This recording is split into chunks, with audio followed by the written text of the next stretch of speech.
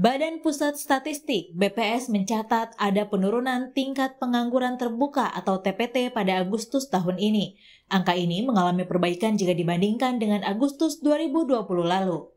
Agustus 2020 lalu, persentase pengangguran sebesar 7,07% atau setara dengan 9,77 juta orang. Sementara di tahun ini, pengangguran turun di angka 6,49% atau setara dengan 9,10 juta orang. Penduduk usia kerja itu mencapai 206,71 juta orang. Ini kalau saya bandingkan dengan Agustus 2021 terdapat penambahan 2,74 juta orang. Ya. Kemudian dari penduduk usia kerja kita bisa pilih mana yang masuk angkatan kerja dan mana yang bukan angkatan kerja. Ya.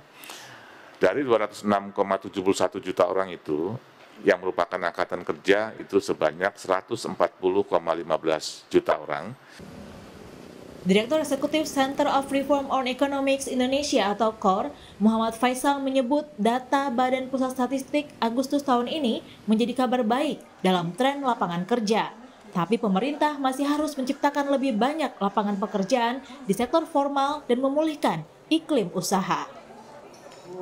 Sehingga walaupun ada tambahan orang yang bekerja, nah tapi tidak masif, dan juga pada dasarnya dari sisi tingkat upahnya atau penghasilannya masih relatif rendah walaupun tercatat bukan pengangguran.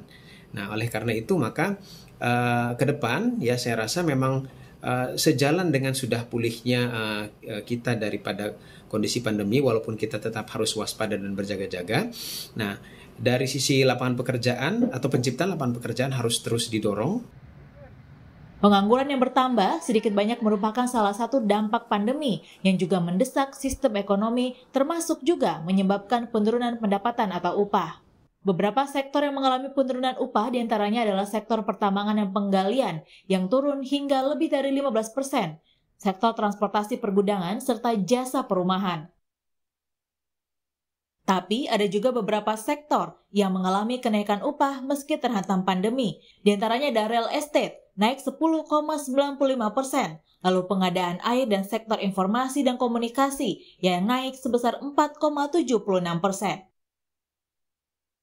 Upaya pemerintah untuk menggenjot penciptaan lapangan kerja di sektor formal dan informal akan mampu memulihkan tingkat upah serta daya beli masyarakat. Tim Liputan Kompas TV.